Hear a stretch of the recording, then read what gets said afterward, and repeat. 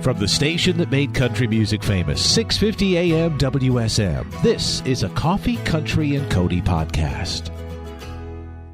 Hi, it's Charlie Matos. In this episode, we sit down with Rory Feek. We zoomed with Rory the morning of June the 29th, 2020. He joined us from his farm an hour south of Nashville. We talked about his new children's book, inspired by his daughter, Indiana, called The Day God Made You. Enjoy our Coffee, Country, and Cody podcast with the great singer-songwriter, Rory Feek. From WSM Radio, this is Coffee, Country, and Cody. And Rory Feek joins us via Zoom this morning. And I know what happened, Charlie. I was walking down the hallway a moment ago as I was coming back. I thought, he missed his interview slot a few minutes ago. So he called Will Hogan and goes, hey, man, why don't you beg off? I'll take your slot. How's that? Good morning, Rory. Good morning, Bill. How are you guys? You are looking very Jeremiah Johnson, Robert Redford handsome these days with the COVID beard. Well, thank you. I've embraced it. I've embraced the COVID beard. I don't think it's going anywhere for a while. What has quarantine been like for you? We ask that of all our guests. And do you have a food weakness, something that a snack weakness that you've taken on during this time? It actually hasn't been much. You know, here on the farm, we live an hour south of Nashville, and it really hasn't. It didn't change much of anything. The only difference was we were home a little bit more on the farm. We were already home a ton. I'm in the milk house here, which is where I work anyway. So it didn't change a lot. The only difference is it became even more clear that we should do most of our grocery shopping from our garden. Well, we're doing lots of that. My days of reading Foxfire books growing up as a kid, if you're in the milking parlor, do cows get milked in the milking parlor, or has it been transformed into a studio? It's been transformed. Yeah, it's a whole sound. It's a studio. Yeah, it's come a long way since the days of milking. But have no doubt, if he were milking Charlie, he would be hand milking. Oh, I don't doubt that. Oh, no machinery, no automation here. Not this guy. You know, the funny thing is, we had Charlie Daniels on when all of this COVID stuff just started, and he had it phrased best about having to stay home quarantined. He goes, "We're doing exactly what we would want to be doing if we weren't told to be doing it." How have y'all been? We've been doing very well. Yeah. We have been fortunate enough to come in every day to the studio, socially distanced. Well, but coming into a hotel that has, how many rooms we have in the Gaylord? 2,880. Okay. Yeah. And there's not a soul here but like 2 or 3 cars in the parking lot, and that's Eric Markham, our studio director, Charlie, and me. And then sometimes when you're the last guy out of the building, it's like a scene. What was the Will Smith movie? He was the only guy. I Am Legend. Yeah. Yeah. That's what you feel like, Yeah. Rory. Yeah. Wow. And your show is now on Circle, is that right? People are seeing you all over the country on Circle TV. It's also home to the Opry. So the Opry is back on television. People have been longing for that for a long time now. Well, this will shock you, Rory, but Bill and I are considered essential employees. That's why we're allowed to keep coming in. Don't say that out loud. HR, they could have us on at a monitor. My over wife the corporate even office. laughed. He goes, "You're essential?" It's like, okay, whatever. All right. Oh, This Life I Live, your docu-series. It really changed your life dramatically after Joey's passing, and you have continued to keep us updated. You have developed a following like no other, and in this tragedy, there's such a sweet, tender spot for people who follow your story and read. And when I say read, your gift of writing, and not only these songs that we've played by people earlier this morning, we're talking about Blake Shelton and Clay Walker, Tracy Byrd, Colin Ray, on the list goes. But did you know that you had to do that? Did God speak to you and say, hey, this is how you get through this, and this is how you help other people? No, not really. I think what became clear was that what we thought we were doing for us, which was we had taken some time off, a year off of the music business when Indiana, our little girl, was born. And I'd started writing a blog and capturing our lives in a different way than we had ever done before, a much, much more personal way.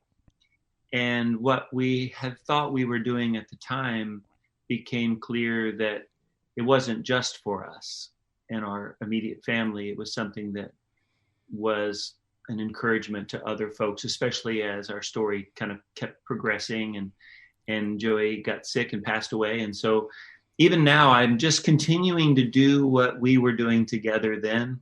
It just turned into more creative opportunities than I would have ever seen. You know, it's almost like somehow God knew that I was going to get a chance to tell stories on a larger scale, small, still here at our farm in our lives, but in a different way. Like I haven't written any songs in 4 or 5 years or longer, but I make songs all the time. They just look like videos. They're little stories that I tell, or TV episodes, or blogs I write. So they're still songs. They just look and sound a little different.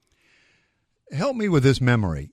Your last performance before she gave birth to Indiana was on the stage of the Grand Ole Opry, as I recall it. I was hosting that night, and you guys left because she was very pregnant and said, this is about to become a reality. We thought we might have a live birth on the stage of the Grand Ole Opry, really. But it was shortly after that she gave birth. And then was it during or after Indiana's birth that she realized that she was sick? Yes. So, a bunch of things happened all during that time. In January, you guys, we've come in and continued. We were singers coming in like everybody else, songwriters, singers, sitting down and sharing our music. And we thought that's what we were made to do. And then when we decided to take a year off and have the baby, we really had something inside of our hearts that really said that God's going to give us a great story, even though it's probably not going to be about music this year. It was going to be about a baby being born. And so almost immediately after that, which is not long after the Grand Ole Opry performance, we had the baby, and we had the baby here at home at the farm, and we had no idea that Indiana was going to have Down syndrome. So that was a first turn in the story we didn't see coming. And then also Joey had never wanted children before. And then when she got pregnant and she had Indiana, she wanted 5 more. And as Charlie, you were saying, you had your son at 49. I was 48 when Indy was born, or right around there, 48, I think. And so that was a little terrifying for me. But I think we should have more of these. And I was so surprised because she was so adamantly against having her own children. And it was about 6 weeks later, and we went to the doctor so that she could figure out the best way to plan having more children. That's what her plan was. And instead, the doctor said, "Hey, I see something that I think might be cancer." And it changed everything. Within a month or so, she had a surgery and couldn't have any more children. And then a year later, the cancer came back again. So yeah, it happened very quickly. Maybe 6 weeks after Indiana was born is when Joey was diagnosed. And what's day-to-day life like for Indy these days? As she is the inspiration for your new children's book, The Day God Made You. We'll talk about the book in a moment. And they can see her bouncing around in some of the videos that you've posted. And yes. So what is her day-to-day like? And how old is she now? She's 6. Okay. She's 6. So her day-to-day is a lot like her mama's day-to-day, in the sense of we're in the same old farmhouse, and my office is still in the same milk house here.